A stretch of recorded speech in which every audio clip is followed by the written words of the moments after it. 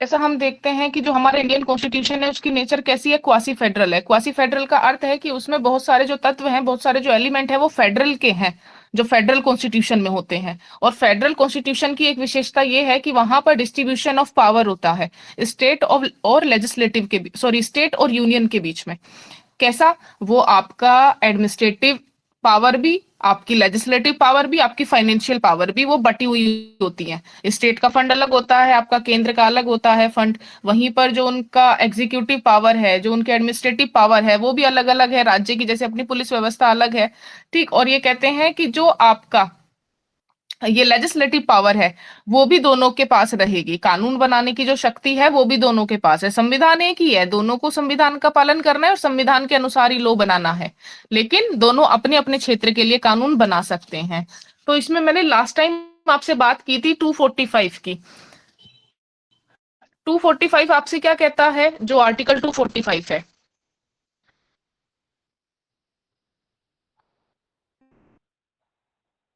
Article 245 में ये कहा गया है कि Article 245 of the Indian Constitution concerning the extent of laws made by Parliament and state legislature, है ना, ये उस सीमा बताता है कि किस सीमा तक दोनों के कानून बनाए जा सकते हैं। साथ ही साथ ये कहता है the parliament can make laws for the whole or any part of India, while state legislature can make laws for the whole or any part of their respective state, है ना। जो पार्लियामेंट वो पूरे भारत या फिर किसी भाग के लिए कानून बना सकती है, और जो आपकी स्टेट लेजिस्लेचर है वो उस रेस्पेक्टिव स्टेट या फिर किसी पार्ट के लिए कानून बना सकती है। बिल्कुल एकदम सिंपल बात है। वहीं पर जब हम इसका क्लोज 2 पढ़ते हैं, 245 का क्लोज 2, वो ये कहता है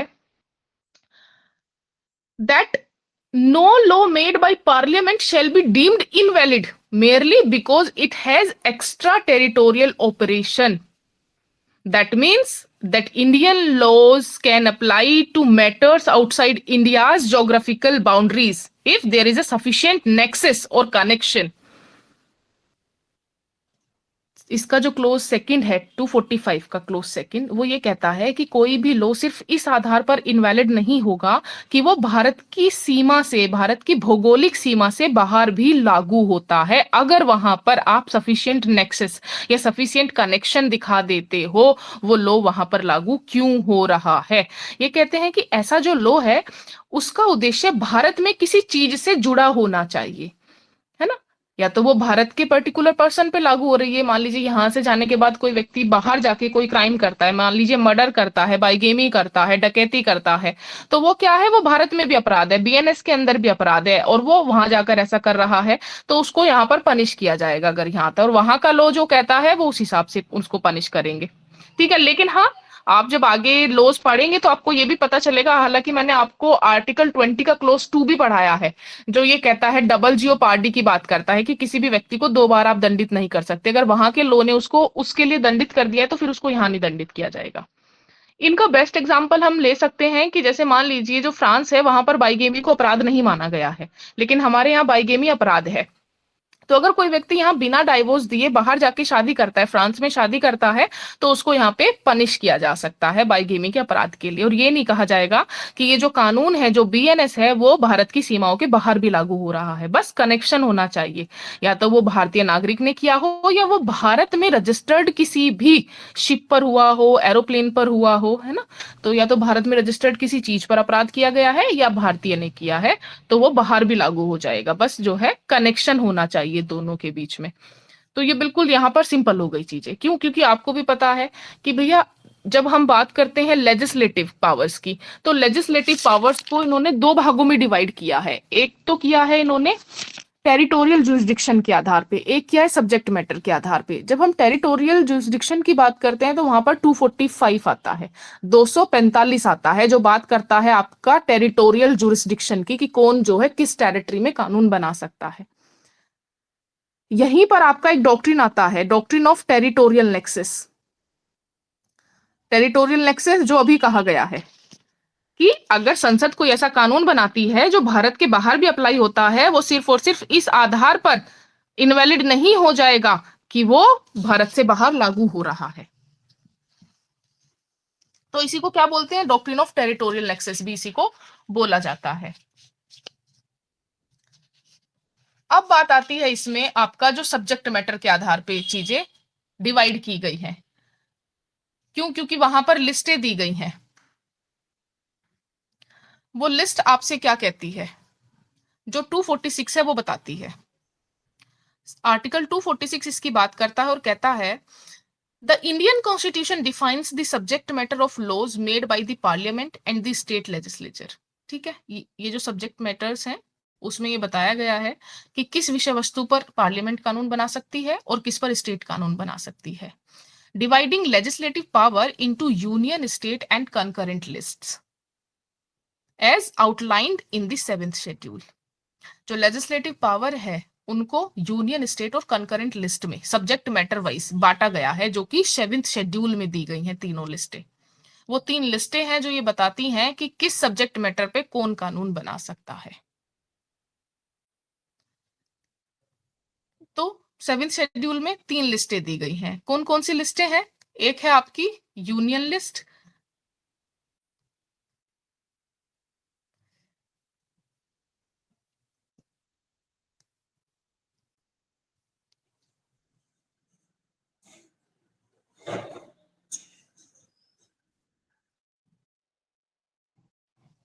जी अभी सुन पा रहे हैं मुझे? जी मैडम, आवाज आ रही है। यस ओके, तो ये कहते हैं एक है आपकी यूनियन लिस्ट, एक है आपकी स्टेट लिस्ट और एक है आपकी कंकरेंट लिस्ट।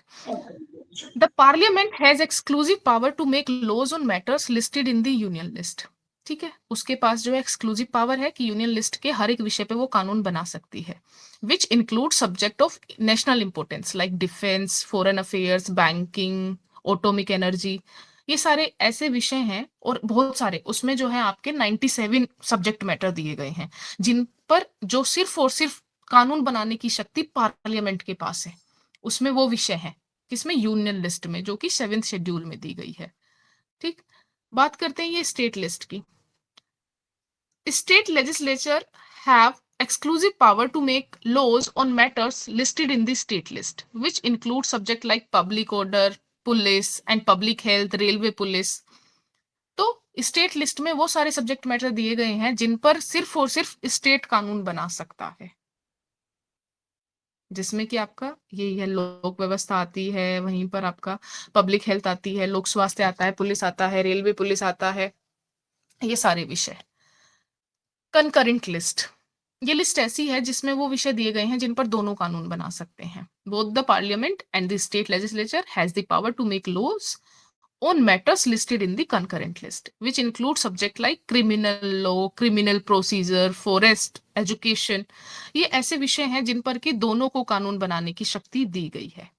जितने भी लॉज आपके हैं, क्रिमिनल लॉज है, क्रिमिनल प्रोसीजर है, या आपका सिविल प्रोसीजर है, वो सब ऐसे विषय हैं जिन पर कि स्टेट भी कानून बना सकता है और जी सेंट्रल भी कानून बना सकता है। मान लीजिए जैसे आपका बीएनएस बना है, तो जो बीएनएस के कुछ प्रोविजंस हैं और ऐसा लगता है यूपी सरकार को कि ये हमारे हिसाब से ठीक नहीं है यूपी के हिसाब से, तो वो अमेंडमेंट कर सकती है अपने यहाँ पर उसको लेकर। जैसे आप सीआरपीसी देखते हो, तो सीआरपीसी में कुछ एंटीसिपेटरी बेल थी, तो पहले वो यूपी में लागू ही नहीं होती थी, एंटीसिपेटरी बेल को यहाँ पे मान्य ही नहीं किया गया था यूपी में। तो क्यों नहीं किया गया था? क्योंकि उसके पास पावर है कि वो जो है इन पे लॉ बना सकती है और बाद में अगर वो चाहे तो उसको हटा भी सकती है, एंटीसिपेटरी बेल अपने यहाँ लागू भी करा सकती है। तो इसीलिए तो ये ऐसे विषय हैं जिन पर कि दोनों बना सकते हैं। तो जब हम देखते हैं इनमें जो विषय हैं, जैसे यूनियन लिस्ट में 97 आते हैं, स्टेट लिस्ट में 66 आते हैं, कंकरेंट लिस्ट में 47 है। ठीक है, और इन विषयों की जो संख्या है वो घटती बढ़ती रहती है। ऐसा नहीं है, अगर उनको ऐसा लगता है कि कोई ऐसा विषय है जो नेशनल इंपोर्टेंस का है और जो है कंकरेंट लिस्ट से हटाकर वो यूनियन लिस्ट में आ जाना चाहिए, तो उसको यूनियन लिस्ट में लाया जा सकता है। या फिर कोई ऐसा विषय है जो कि स्टेट लिस्ट में है और उसको कंकरेंट में आ जाना चाहिए, तो वो आ सकता है कंकरेंट में। तो ये घटते बढ़ते रहते हैं।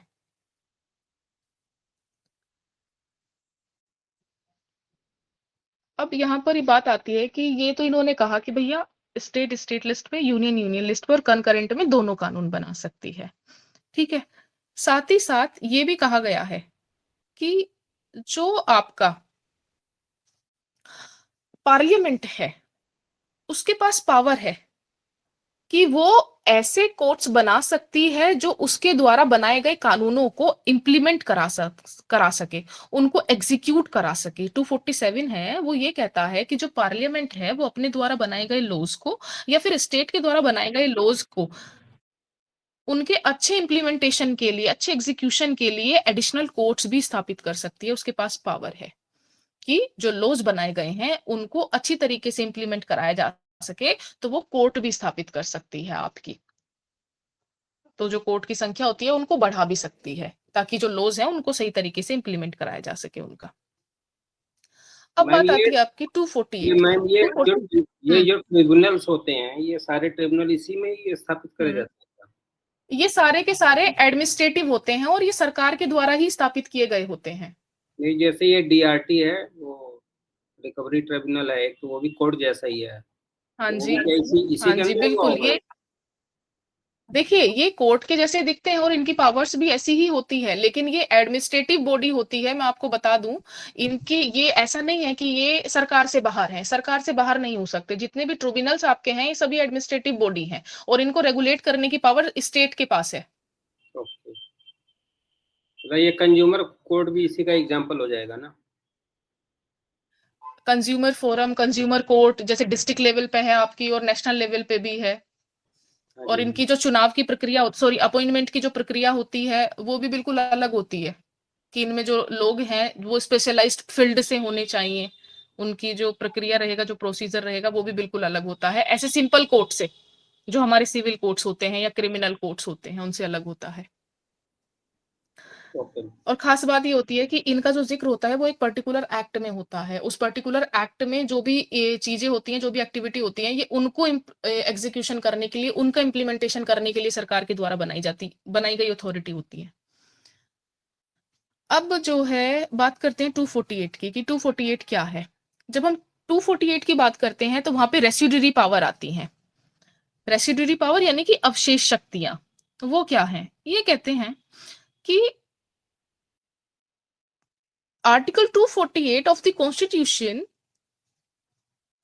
gives parliament the power to make laws on any matter that is not listed in the state list or the concurrent list।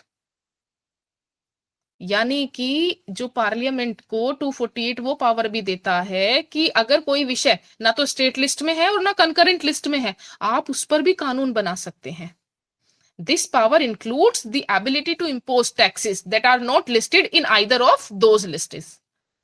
यहां पर वो कर लगाने की शक्ति भी दी गई है जो तीनों सूचियों में कहीं पर भी नहीं है, वो टैक्स भी लगाया जा सकता है।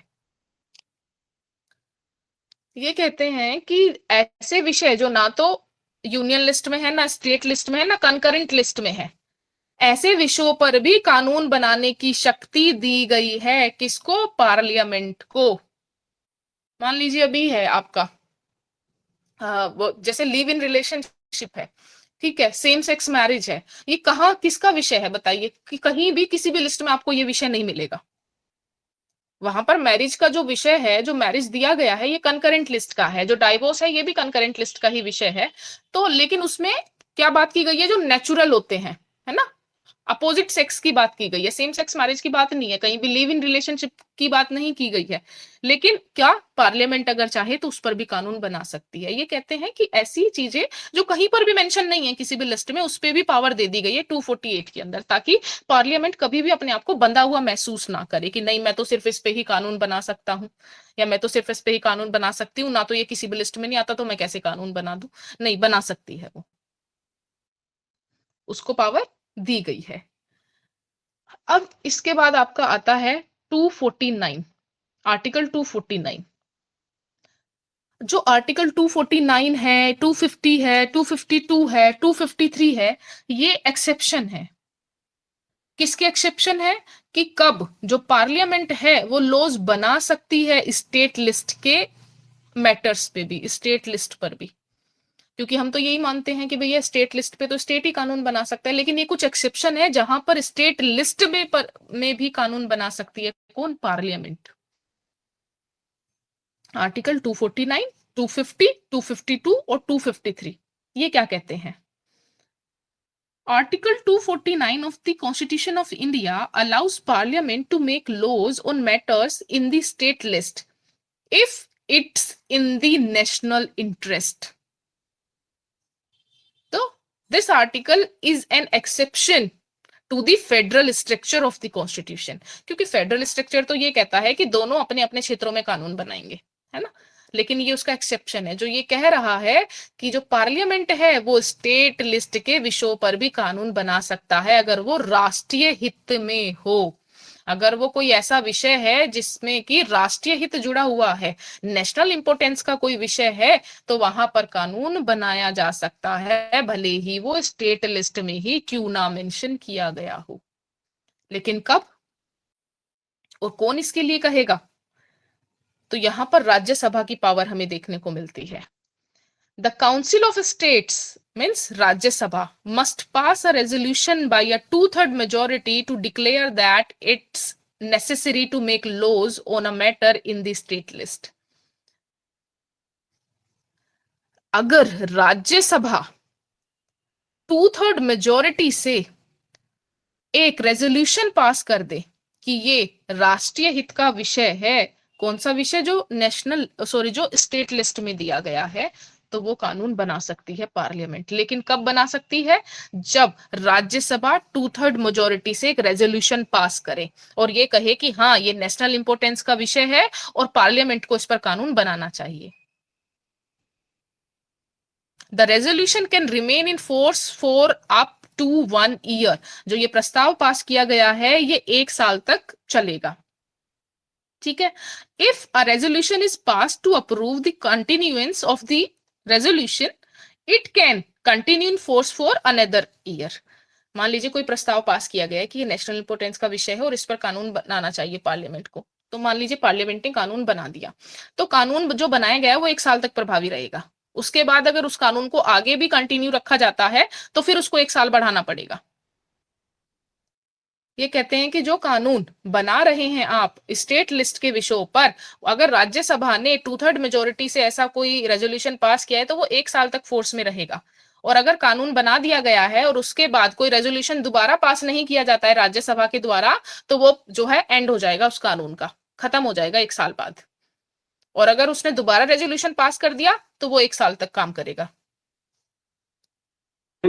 मैम ये जो रिजोल्यूशन पास होगा तो रिकमेंडेशन के लिए होगा ना केवल?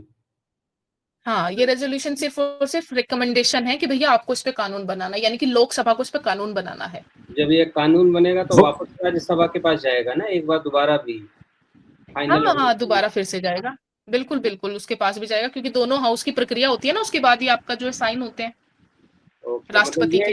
ये इनके रिकमेंडेशन पे ही बनेगा ये ना? क्योंकि ये राज्यों का प्रतिनिधित्व करती है जो राज्यसभा है, इसीलिए।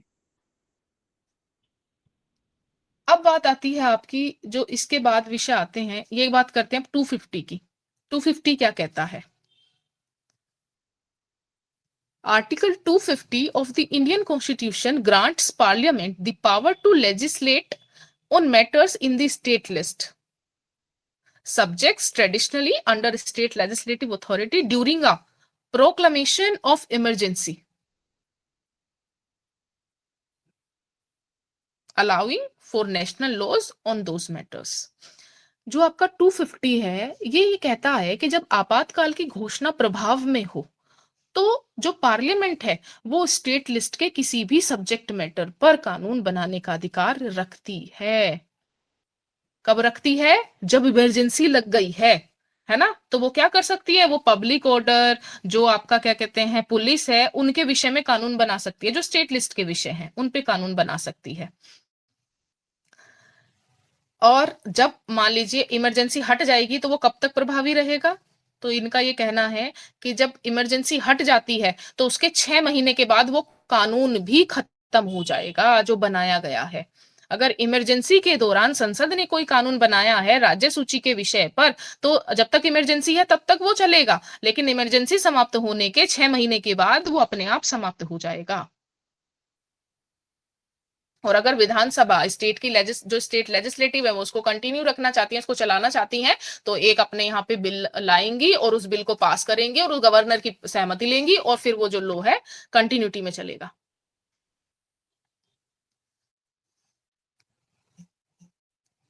अब आपकी जो है बात आती है 251 क्या कहता है, क्योंकि 251 बात करता है आपकी इनकंसिस्टेंसी की। Article 251 of the Indian Constitution address the inconsistency between laws made by the state legislature and laws made by parliament. If a state law provision conflict with a law made by parliament, the law made by parliament will prevail. अगर कभी भी दोनों के बीच में ऐसा लगता है कि कोई असंगतता है, एक कानून किसने बनाया, राज्य ने बनाया, एक कानून किसने बनाया, पार्लियामेंट ने बनाया, ठीक है, एक तो बनाया आपका राज्य विधानसभा ने और एक बनाया है आपका संसद ने, तो वहां पर अगर कभी भी कोई भी असंगतता दिखाई दे रही है तो हमेशा पार्लियामेंट का लॉ ही प्रिवेल करेगा। The state law will be inoperative to the extent of the conflict, but only as long as the law made by parliament is in effect. और वो जो स्टेट के द्वारा बनाया गया लॉ है इनऑपरेटिव हो जाएगा उस सीमा तक जहां तक कि पार्लियामेंट के द्वारा बनाया गया लॉ इफेक्ट में रहता है। और मान लीजिए पार्लियामेंट के द्वारा बनाया गया कोई लॉ है और वो लॉ बनाया गया था कब, इमरजेंसी के दौरान बना दिया गया था मान लीजिए, और उसके बाद वो 6 महीने तक ही लागू रहेगा, और जब वो 6 महीने बाद समाप्त हो जाएगा, भले ही दोनों के बीच में कॉन्फ्लिक्ट था, तो फिर ऐसे कौन सा लॉ अपना अप्लाई हो जाएगा, ऑपरेटिव हो जाएगा, वही जो स्टेट ने बनाया था वही लॉ ऑपरेटिव हो जाएगा। लेकिन अगर पार्लियामेंट ने कोई लॉ बनाया है तो वो ही प्रीवेल करेगा। कभी भी अगर ये ओवरलैप कर रहे हैं, एक दूसरे को ओवरराइडिंग कर रहे हैं, तो हमेशा पार्लियामेंट ही सर्वोपरि रहेगी, ऊपर रहेगी। इसके बाद आपका आता है एक जो आर्टिकल है 252। आर्टिकल 252 क्या कहता है, it gives parliament the power to make laws for 2 और मोर स्टेट्स बाय कंसेंट। यहां पर जो आपका आर्टिकल 252 है उसका ये कहना है कि अगर 2 या 2 से अधिक राज्यों के विधानमंडल ये अपेक्षा करें या ये रिक्वेस्ट करें या अपनी कंसेंट दे कि उनके जुरिस्डिक्शन के किसी भी सब्जेक्ट को पार्लियामेंट रेगुलेट करे, तो पार्लियामेंट उस पर कानून बना सकती है। This article is a special provision that allows parliament to make laws on state subjects in certain circumstances. अगर if the legislature of 2 or more states pass resolution that parliament should regulate a matter, parliament can pass an act to do so. अगर 2 या 2 से अधिक राज्य ये चाहते हैं कि जो पार्लियामेंट है वो स्टेट लिस्ट के किसी विषय पर उनके लिए कानून बनाए, तो पार्लियामेंट ऐसा कर सकती है, पार्लियामेंट उस पर कानून बना सकती है। और ये सिर्फ और सिर्फ जो एक्ट होगा, the act applies to the state that pass the resolution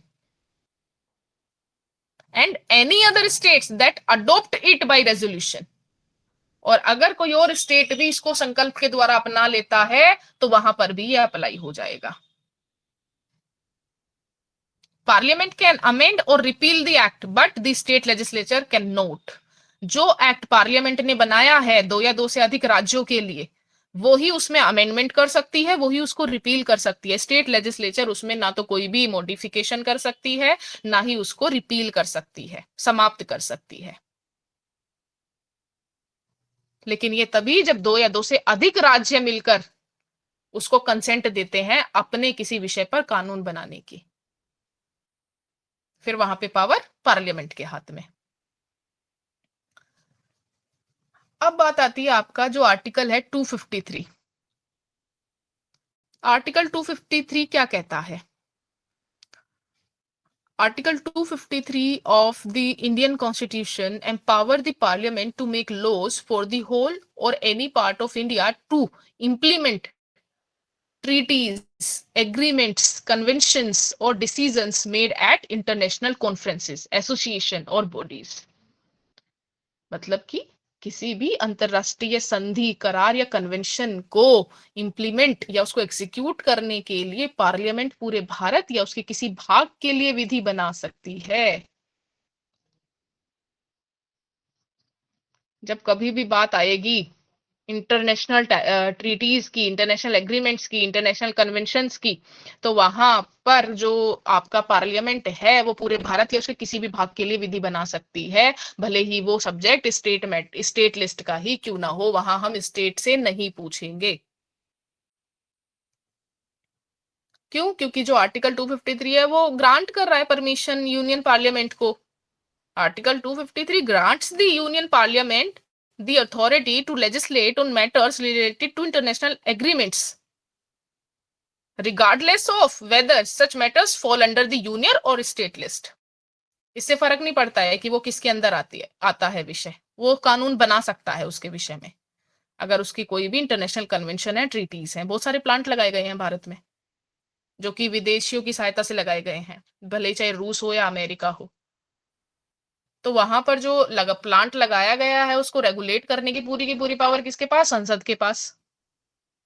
और वो ये नहीं कह सकता झारखंड की नहीं, आप नहीं लगा सकते बोकारो में, हम लगाएंगे क्योंकि रूस के साथ हमारी संधि हुई है उसको लेकर। ये मैम पूछना जो नहीं है हमें उस स्टेट से।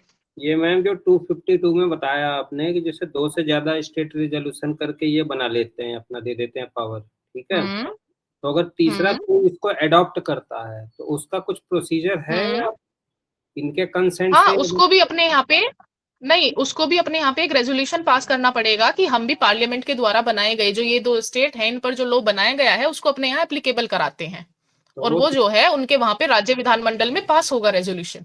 तो फिर तो वो अकेला राज्य भी हो सकता है ना, या वहां भी दो की कंडीशन अप्लाई हो जाएगी? नहीं नहीं, वहां कोई दो की नहीं, बस ये है कि जो दो या दो से अधिक राज्यों की रिक्वेस्ट पर ही वो कानून बनाएगा। किसी एक राज्य ने अगर रिक्वेस्ट की है कि आप इस पे कानून बना दो, उसके लिए नहीं बनाएगा। नहीं नहीं, पहले पे तो दो दो स्टेट ने बना लिया, और हाँ, जो दो स्टेट बन गए उसके इन बाद नहीं, उसके बाद नहीं। उसके बाद नहीं, उसके बाद तो एक कर सकता है, दूसरा कर सकता है, तीसरा कर सकता है, कोई कंडीशन नहीं है। ओके।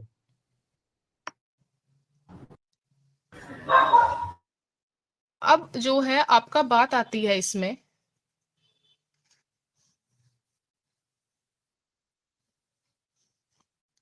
एक अब बात आती है आपकी 254 की। जो 254 है वो भी बात करता है आपकी एक तरीके से जो इनकंसिस्टेंसी है, जो रिपिगनेस है, यानी कि जो असंगतता है दोनों के बीच में, कन्फ्लिक्ट है, वो क्या कह रहा है?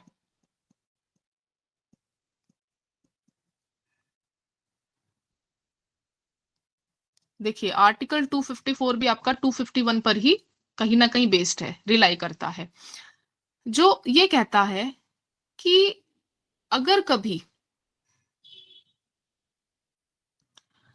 स्टेट लेजिस्लेचर के द्वारा कोई कानून बनाया गया और उसका जो कोई प्रोविजन है या वो पूरा कानून ही क्या है, संसद के द्वारा यानी कि पार्लियामेंट के द्वारा बनाए गए किसी लॉ के किसी प्रोविजन या कंकरेंट लिस्ट के किसी सब्जेक्ट पर किसी एग्जिस्टेड लॉ के किसी प्रोविजन से इनकंसिस्टेंसी में है, तो संसद द्वारा बनाया गया लॉ ही प्रिवेल करेगा, चाहे वो पहले पास हुआ हो या बाद में पास हुआ हो।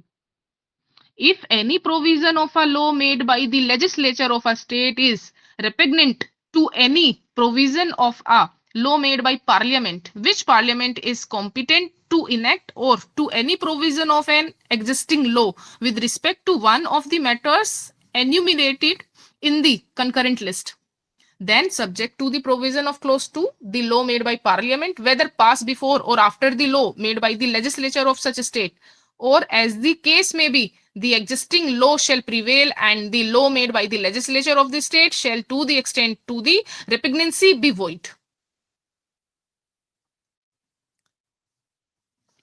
तो इनका ये कहना है कि भैया अगर स्टेट लेजिस्लेचर कोई भी कानून बना रहा है और उसका कोई भी प्रोविजन है जो पार्लियामेंट के द्वारा बनाए गए किसी लॉ उसके प्रोविजन पर या कंकरेंट लिस्ट पर अगर उसने कोई भी लॉ बनाया है पार्लियामेंट ने, उससे इनकंसिस्टेंसी में है, तो वहां पर हमेशा ही पार्लियामेंट का लॉ प्रिवेल करेगा, चाहे वो पहले पास हुआ हो चाहे बाद में पास हुआ हो।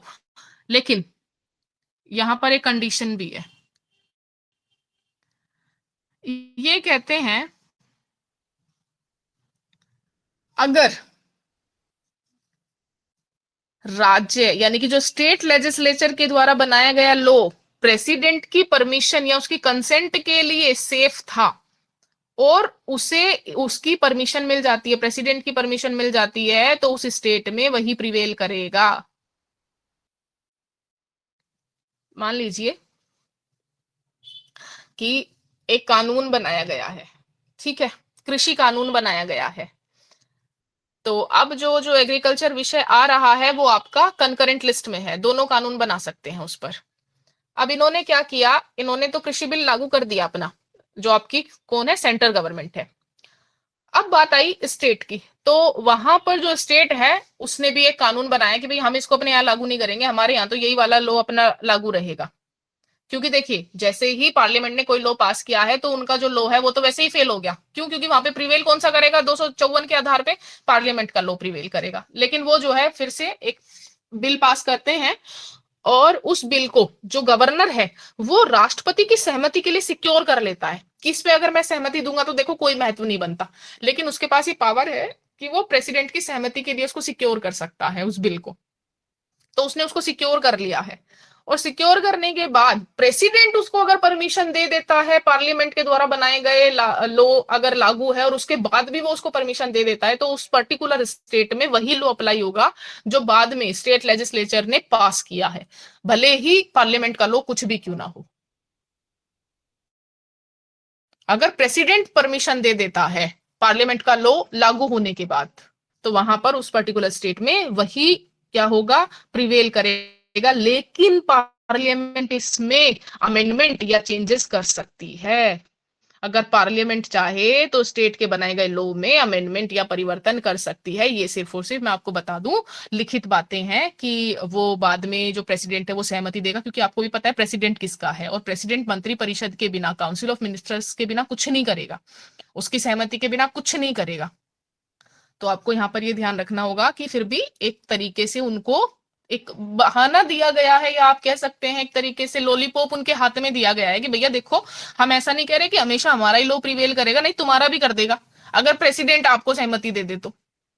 और प्रेसिडेंट सहमति देगा नहीं, जो कि ये क्योंकि मैम मंत्री पहले परिषद के बिना वो एक काम नहीं करेगा अपना। ये मैम पहले जो पार्लियामेंट्स बना उसमें तो प्रेसिडेंट ने परमिशन दे ही रखा है, पहले वाला जो लॉ बना। हाँ हाँ, वही तो मैं कह रही हूँ। एक बात बताइए, अब दूसरा है उसके लिए रखा गया है, तो वहां पर भी ये कहते हैं ना कि राष्ट्रपति की हेल्प करने के लिए और उसको सलाह देने के लिए एक काउंसिल ऑफ मिनिस्टर्स है। तो काउंसिल ऑफ मिनिस्टर्स की परमिशन के बिना वो कैसे किसी पे साइन करेगा बिल पे? ओके। तो इसीलिए कहते हैं कि फिर भी लेकिन एक तरीके से स्टेट को वो कहा गया है कि भैया हाँ तुम्हारे पास भी कुछ ना कुछ है, तुम ये मत सोचो कि बिल्कुल ही रास्ते बंद है, नहीं, अगर प्रेसिडेंट कह देगा तो हम माने लेंगे। अच्छा, और उसके बाद एक और चीज कह दी कि संसद इसमें पार्लियामेंट जो बनाया गया है लो उसमें अमेंडमेंट कर सकती है, जो पार्लियामेंट है उसमें चेंजेस कर सकती है। तो भैया फिर प्रेसिडेंट की परमिशन का क्या फायदा? जब आप चेंज कर सकते हो, जब आप उसमें अमेंडमेंट कर सकते हो, तो सारी पावर तो आपके पास ही है। ये कहा क्यों गया है? मैडम ये इसलिए कहा गया होगा कि मान लो कोई किसी स्टेट में स्पेसिफिक कंडीशन हो और उसके लिए वो जो दिक्कत आ रही हो तो वहां उसको सेफ गार्ड मिल जाएगा। हाँ, मतलब ये कहा गया है कि भैया जो लो आप अपने यहाँ लागू नहीं कराना चाहते और आपको प्रेसिडेंट से परमिशन मिल गई, मान लो, ठीक है, अब परमिशन मिलने के बाद भी ये कह दिया गया है कि अगर पार्लियामेंट चाहे तो उसमें भी अमेंडमेंट कर सकती है, उसमें भी चेंजेस कर सकती है जो लो आपने अपने लिए बनाया है बाद में।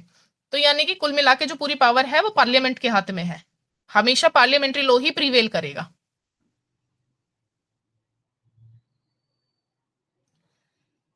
अब इसके मैम बाद आपके कुछ मैम अगर कुछ पार्लियामेंट डॉक्ट्रिन्स आते हैं। हम्म। मैम पार्लियामेंट के बताइए। कोई 2 लॉ है मान लीजिए, उनमें किसी एक पर्टिकुलर उस पे जो है कि अगर कंट्राडिक्शन है, जैसे फॉर एग्जांपल मेजोरिटी मेजर किस में मान लो एग्जांपल के लिए, वो एक में कोई कह रहा है 16 साल, दूसरे में कह रहा है 18 साल, तो कौन सा एक्ट प्रिवेल करेगा, लेटर वाला या बाद वाला, बाद वाला हमेशा बाद वाला करता है। Okay ma'am.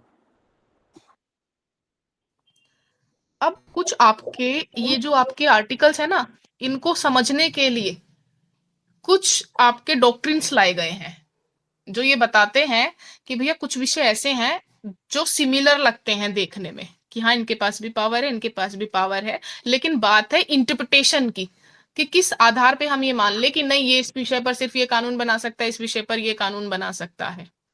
ठीक है, तो जैसे रेलवे के लिए कानून बनाने का अधिकार किसके पास, सेंट्रल के पास, वहीं रेलवे पुलिस के लिए कानून कौन बनाएगा, स्टेट बनाएगा।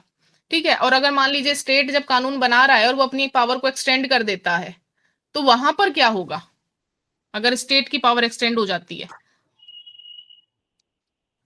तो ये कहते हैं कि यहां पर हम कैसे देखेंगे इसको, यहां पर इसको देखने के लिए हमें 3 डॉक्ट्रिन यूज करने होते हैं। एक तो है आपका डॉक्ट्रिन ऑफ टेरिटोरियल नेक्सस। जब हम डॉक्ट्रिन ऑफ टेरिटोरियल नेक्सस की बात करते हैं तो ये कैसा है, जैसे कि the doctrine of territorial nexus which is relevant in the context of Article 245 suggests that a law's validity can depend on whether there is a sufficient connection between the subject matter of the law and the territory where it is intended to apply. Territorial nexus क्या कहता है, ये 245 के context में बात करता है जो उसका क्लोज 2 है, जो कहता है कि किसी भी लॉ की जो वैलिडिटी है वो इस बात पर निर्भर करती है कि जो लॉ बनाया गया है जिस विषय पर, क्या वो इस इंटेंशन के साथ बनाया गया है कि हम दूसरे जो स्टेट हैं उसकी सॉवरेनिटी को हिट करें, या फिर हम ये देखते हैं कि जो लॉ बनाया गया है उसका कनेक्शन भारत से जुड़ा हुआ है। अगर उसका इंटेंशन जो है वो भारत में किसी चीज से जुड़ा हुआ है तो ठीक उसको माना जाएगा, लेकिन अगर हम दूसरे की सॉवरेनिटी को हिट करना चाहते हैं, उनको जो है ये दिखाना चाहते हैं कि देखो भाई हम ऐसा लॉ बना सकते हैं जो तुम्हारी टेरिटरी में भी लागू हो सकता है, तो वो गलत होगा, उसको जो है वॉइड कर दिया जाएगा। तो sufficient connection between the subject matter of the law and the territory where it is intended to apply, तो सब्जेक्ट मैटर का उस टेरिटरी के साथ संबंध होना चाहिए तभी उसको वैलिड माना जाएगा, और वो जो है उस टेरिटरी के बाहर भी अप्लाई हो सकता है। ये कहना है टेरिटोरियल नेक्सस का। ठीक, जैसे कि हमें किसी की संपत्ति पे कर लगाना है, अब हमें संपत्ति पर जब कर लगाना है तो हम देख रहे हैं कि उसकी भारत में भी इतनी संपत्ति है और उसके बाद उसकी अमेरिका में भी संपत्ति है, उसकी इंग्लैंड में भी संपत्ति है, तो हम जब उस पर पूरा टैक्स लगाएंगे तो उसकी सारी प्रॉपर्टी को जोड़ के लगाएंगे, भले ही वो भारत से बाहर भी क्यों ना हो उसकी प्रॉपर्टी। तो ये क्या हो जाएगा, टेरिटोरियल नेक्सस। और इसी के आधार पे पार्लियामेंट को सेफ गार्ड कर लिया गया है। पार्लियामेंट क्यों बची, उससे 245 क्लोज 2 में, जिसमें कहा गया कि वो ऐसा कोई कानून भी बना सकती है, लेकिन सिर्फ और सिर्फ कब, जब उस व्यक्ति का कनेक्शन भारत से हो या फिर वो चीज भारत में रजिस्टर्ड हो जहां पर कुछ भी हुआ है। मैडम अगर वो इनकम बाहर का हो तो, इनकम अगर बाहर का है तो भी भारत में टैक्स लगेगा जब आप इनकम टैक्स पढ़ते हैं तो वहां पर, तो एक तो क्योंकि आप इनकम टैक्स भारतीय नागरिक हैं। अगर वहाँ के सिटीजन हैं वहीं पे कमाई अर्निंग करते हैं वहाँ पे टैक्स देते हैं। हाँ, तो फिर आप अगर वहीं के सिटीजन हैं और वहां पे रहते हैं तो फिर आप जो है यहाँ के नहीं होंगे, क्योंकि वहां पे रूल बताया गया है कि जो इनकम टैक्स है अगर आप बाहर से कमाई करते हैं तो उस पे किस तरीके से लागू होगा, लगाया जाएगा, और कब आपको ये माना जाएगा कि आप भारत के नागरिक हैं। इतने दिन अगर आप भारत में रहते हैं या भारत में आते हैं, लेकिन अगर कोई व्यक्ति है जो भारत से बाहर कमाई कर रहा है तो उस पर इनकम टैक्स लगता है under the law of income tax. वहाँ के कमाई से अगर यहाँ पे प्रॉपर्टी खरीदे तो वो भी टैक्सेबल हो सकता है। हाँ बिल्कुल बिल्कुल होगी, बिल्कुल होगी। तो फिर सारी नेता वो कैसे बचते हैं रजिस्ट्री, जी? देखिए रजिस्ट्री वगैरह सारे पैसे ही जमीन का जो अगर लेन देन नहीं होगा ना तो पैसा नहीं आएगा सरकार के पास, इसीलिए वो जमीन को रुकने देना नहीं चाहती है कहीं पर भी। ये मैम इनकम टैक्स के हिसाब से जो सिटीजन की ये डिक्लेरेशन है उस ये डिक्लेरेशन में जो ये आएगा उसका ये, टैक्स देना है। ये मेरे ख्याल से फेमा नहीं आएगा ना। फेमा में आएगा कि नहीं, पर नेता तो सारे बचते हैं जी इससे।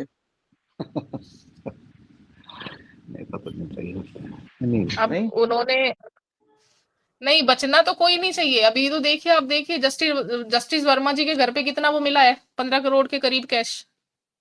वो तो एक नया ही कांड हुआ है। तो बचना तो नहीं चाहिए। देखिए वो नया नहीं है, ये सब चीजें हैं तो बहुत ज्यादा पुरानी और बहुत ज्यादा दबी हुई। बस अगर मैं आपको कहूं, जो चीजें उजागर हो अखिलेश जाती है तो यादव ने तो पता बोल चल दिया ना जाता है। उधार लिया है। नहीं उधार किस लिए उधार लिया है? अखिलेश यादव ने बोला न्यूज में कि जी उधार लिया होगा किसी। फालतू में कुछ भी करोड़। आप ऐसे बोल दोगे, जुडिशरी का कुछ भी आप जो है अपमान कर दोगे कि बिल्कुल एकदम हद कर रखी है। बिल्कुल बिल्कुल। तो मैम यहाँ पर इसीलिए ये हो जाता है कि उनके पास थोड़ा सा मैम बेसिकली ये तो डबल टैक्सेशन हो गया, और डबल टैक्सेशन तो आई थिंक ये अलाउ नहीं है ना इसमें।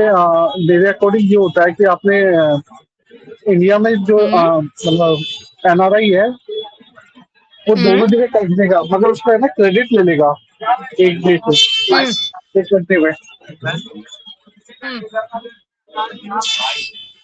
हाँ देखिए इतना तो मुझे नहीं पता, लेकिन जब मैंने इनकम टैक्स पढ़ा था तो मैंने ये भी पढ़ा था कि भाई अगर आप भारत के बाहर जाके कमाई करते हैं तो भारत में उस पर जो है एक टैक्स लगाया जाता है, और वहां पर भी अगर आप टैक्स पे कर रहे हैं तो उस हिसाब से जो है शायद आपको यहाँ पे टैक्स कम देना पड़े भारत में, नहीं मैडम ऐसा कुछ नहीं है। क्योंकि अगर आपकी आपने कमाई का ये महंगा आप इंडिया से बाहर 6 महीने से ज्यादा कंटिन्यूअस रह रहे हो पूरे एक ईयर में, तो आपको भारत में कोई भी टैक्स नहीं देना।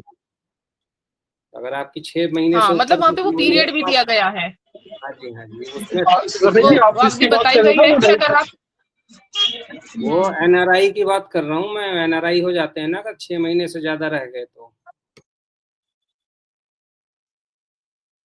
वहां पर वो टाइम पीरियड बताया गया है कि अगर आप इतने दिन तक भारत में रहते हैं, कुछ समय दिया गया है कि कितने डेज हैं, 120 दिन है या कितने दिन है। हाँ 180 डेज ये है। अब अभी तो जो वही तो है ब्लैक का वाइट करते हैं ना सारे के सारे जो भी बाहर रह जाते हैं। हाँ बिल्कुल बिल्कुल। चलिए अब बात करते हैं, ये तो टेरिटोरियल नेक्सस था। अब पिथ और सब्सटेंस क्या है, इसमें एक और डॉक्ट्रिन आता है आपका, पिथ एंड सब्सटेंस, जिसके आधार पर ये व्याख्या की जाती है कि कोई भी कानून अगर बनाया गया है और वो मान लीजिए एक स्टेट के जुडिक्शन से बाहर भी अप्लाई हो रहा है, तो उसको किस आधार पर हम ये कहेंगे कि कोई बात नहीं, अगर ये भारत इसके स्टेट के बाहर भी लागू हो रहा है तो कहीं ना कहीं ये अच्छे इंटेंशन से बनाया गया है, इसलिए अप्लाई हो रहा है।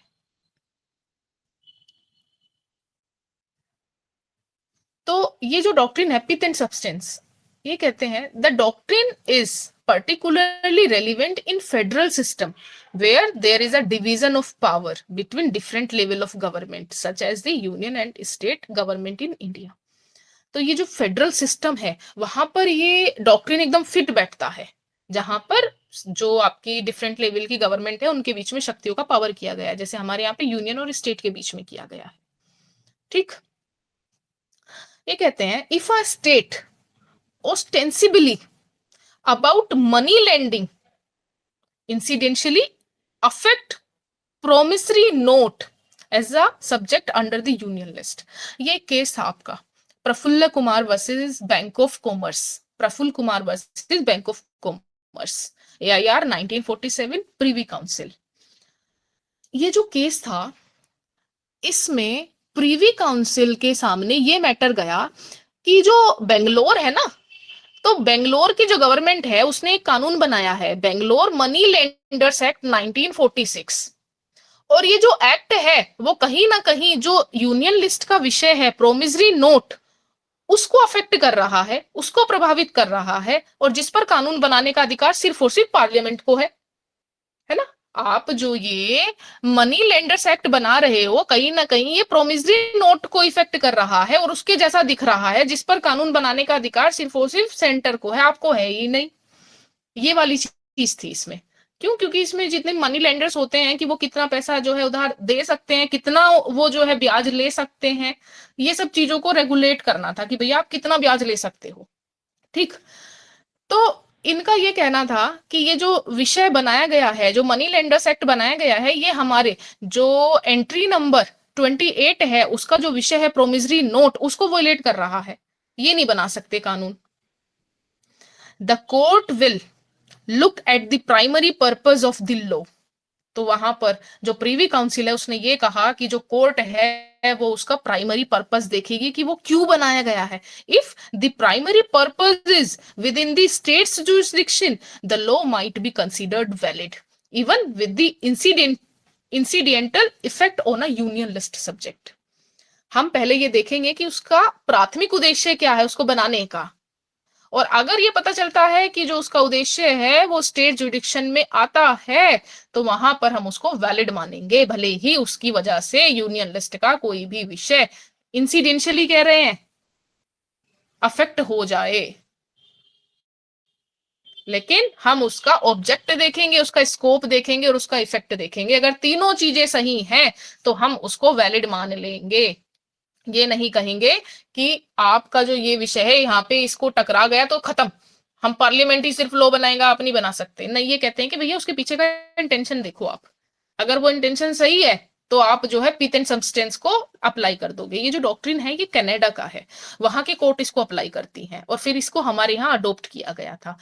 और किस केस में किया गया था? हमारे यहाँ का केस है जो लैंडमार्क केस है वो है state of Bombay versus FN Balsara. State of Bombay versus FN Balsara.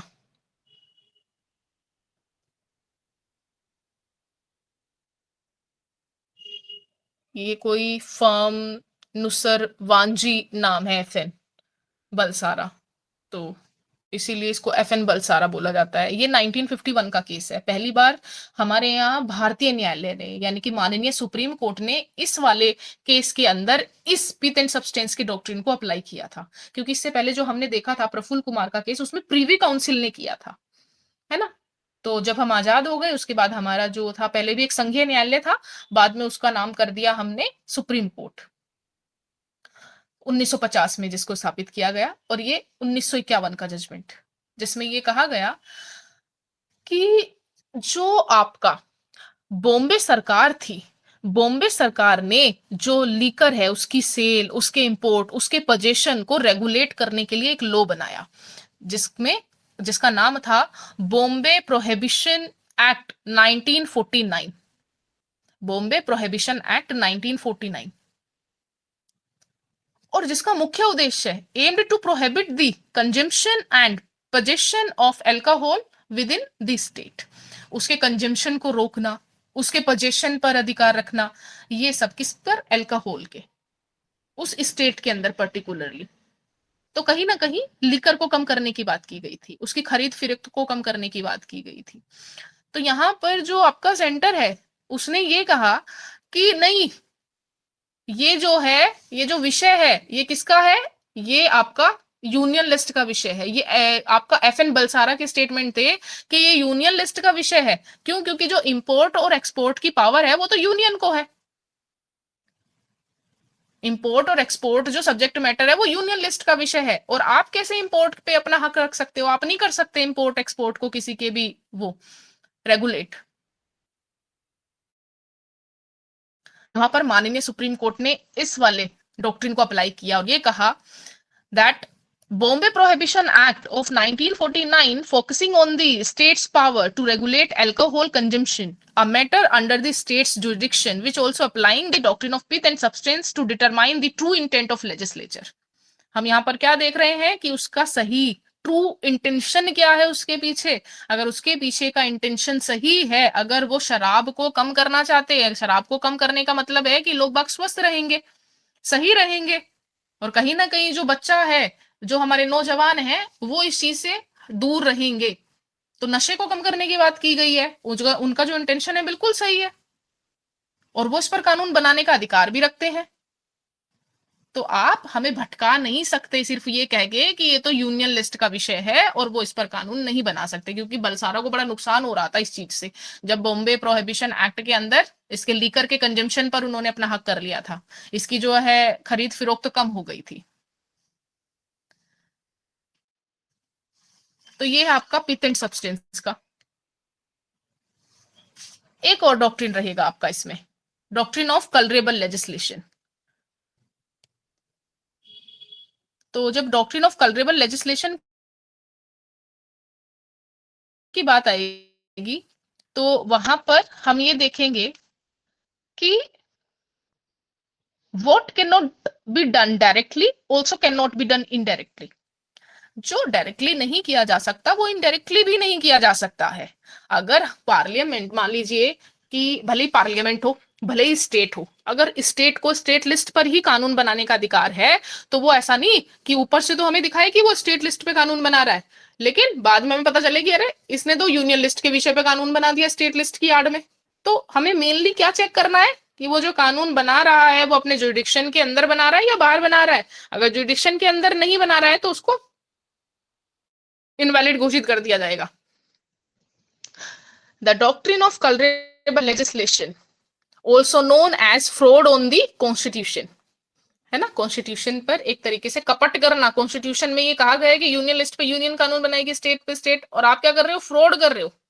So prevents legislature from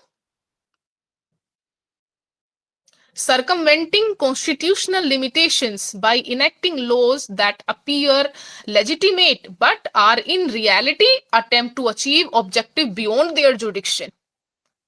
जो हमें ऐसा लगते हैं सामान्य तौर पर तो कि उनकी अंदर आते हैं, उनकी अधिकारिता में, उनके जुरिडिक्शन में आते हैं, लेकिन जब रियलिटी में जाते हैं तो पता चलता है कि अपने जुरिडिक्शन से बाहर काम करने की कोशिश की जा रही है, अपने जुरिडिक्शन से बाहर जाने की कोशिश कर रहा है। कौन? State legislature. It ensure that legislative power are not misused by distinguish unconditional action within the bounds of seemingly legitimate laws। When a legislature attempt to achieve a goal outside its constitutional authority by passing a law that appears to fall within its power, the court can strike down the law as a culpable legislation। ठीक है, कभी भी अगर वो अपने jurisdiction से बाहर जाने की कोशिश करता है तो वहां पर जो आपकी कोर्ट है वो ये देख सकती है कि भैया जब कानून आप बनाने की अधिकार ही नहीं रखते, पावर ही नहीं रखते, कैसे बना सकते हो? अगर आप इंपोर्ट और एक्सपोर्ट पर कानून बनाने का अधिकार नहीं रखते तो कैसे बना सकते हो? तो जब पीथ एंड सब्सटेंस की बात कर रहे हैं तो वहां पर हम उनका इंटेंशन देखते हैं, ये नहीं देखते कि उन्होंने बियॉन्ड द पावर जाके काम किया है। लेकिन जब कलरेबल लेजिस्लेशन की बात आती है तो वहां पर ये देखा जाता है कि भैया बियॉन्ड दी अगर आप पावर चले गए हो तो आपका इंटेंशन कुछ भी रहा हो, अगर बियॉन्ड दी पावर चले गए तो उसको हम इनवैलिड कर देंगे। तो बियॉन्ड दी पावर जाके काम नहीं किया जा सकता। जो काम आप डायरेक्टली नहीं कर सकते हो, अगर कोई शियार शेर नहीं है तो शेर की खाल पहन लेने से वो शेर नहीं बन जाएगा। तो जो काम आप नहीं कर सकते, जिस विषय पर आप कानून नहीं बना सकते, तो उस पर कानून आप तब भी नहीं बना सकते धूल झोंक के कि नहीं हम बना सकते थे। और ये काम किसका है? ये काम है उसका, किसका? कोर्ट का। ये देखना कि कोई लेजिस्लेचर अपने इसमें काम कर रहा है या नहीं कर रहा है। और कोर्ट कब देखेगा? जब उसके पास मैटर जाएगा। और कौन ही रिजोल्व करेगा? कोर्ट ही रिजोल्व करेगा कि वो कानून बना सकता है या नहीं बना सकता है। ये बिल्कुल एकदम क्लियर होना चाहिए। एक लैटिन मैगजीन है जिसके आधार पर ये भारत में आया है। अगर मैं उस लैटिन मैगजीन की बात करती हूं तो क्वांडो एलिक्विटेड प्रोहिबिटर एक्स डायरेक्टो प्रोहिबिटर एट। मैडम एक्सक्यूज मी, आर्टिकल कौन सी है? हाँ जी, पर आर्टिकल कौन ओब्लिकम। सी है? देखिए ये जो आर्टिकल है ये आपका 245 टू 255, आर्टिकल 245 टू 255, ये सारे हाँ, आर्टिकल्स को मिला के इन सब का जो निचोड़ है वो ये 3 डॉक्ट्रिन तो बताते हैं कि ओके अगर कोई ठीक। मान लीजिए स्टेट है और उसने कोई कानून बना दिया तो वहां पर उसकी वैलिडिटी अगर चैलेंज की जा रही है तो ये डॉक्ट्रिन है जो ये देखते हैं कि वो वैलिड है या नहीं है। मैडम इनके इंडस्ट्री आधार उनका पर मान पूरा लीजिए स्पेल किसी, आउट करना। हाँ, इसको मैं स्पेल आउट करूंगी। किसको? Colourable legislation? नहीं मैडम, पहला वाला क्या था मैडम? डॉक्ट्रिन डॉक्ट्रिन ऑफ जो फ्रॉड ऑफ कॉन्स्टिट्यूशन, क्या बोलते हैं? डॉक्ट्रिन ऑफ, हाँ, ये DOCTRINE, doctrine of colourable legislation, COLOURABLE, colourable यानी कि रंग बदलने वाला, COLOURABLE, colourable legislation, legislation, LEGISLATION, legislation, नहीं, लैटिन में मैक्सिन बता रहे थे ना, कलरेबल मैक्सिन। लेजिस्लेशन यानी कि, हाँ, अगर मैं आपको लैटिन मैगजीन की बात करती हूँ तो वो या तो मैं स्क्रीनशॉट दे दूं या आप खुद भी निकाल सकते हो, या मैं स्पेल करूं, आप लोग लिख सकते हैं। नहीं हाँ जी मैम, वो लिख के ही भेज हम्म। दो आप, ज्यादा बेटर रहेगा। ये कुछ टेढ़ा मेढ़ा सही लग रहा है ये। हाँ, ये बड़ा ही आपका ये लैटिन है, जैसे QUANDO, क्वांडो, QUANDO, क्वांडो। एलिक्विड, ALIQUID, क्वांडो, एलिक्विड। प्रोहेबिटो, PROHIBETUR,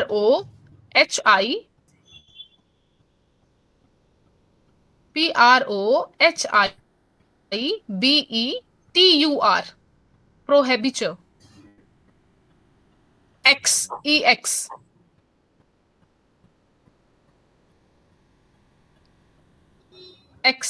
EX, डायरेक्टो, DIRECTO,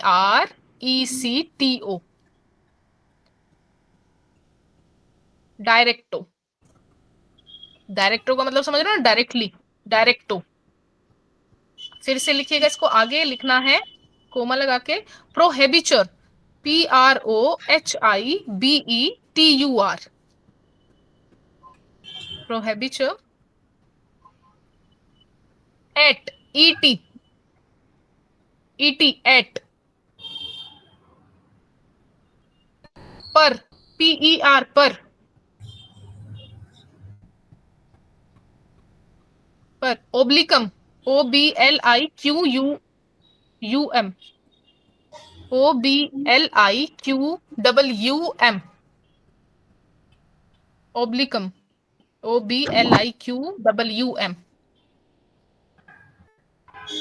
तो क्वांडो, एलिक्विड, प्रोहेबिचर, एक्स डायरेक्टो, प्रोहेबिचर, एट, पर, ओब्लिकम या ओब्लिक्यूम, which means what cannot be done directly should also not be done indirectly।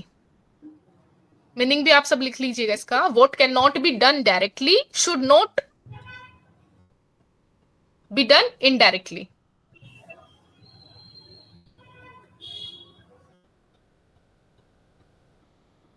what cannot be done directly should also not be done indirectly।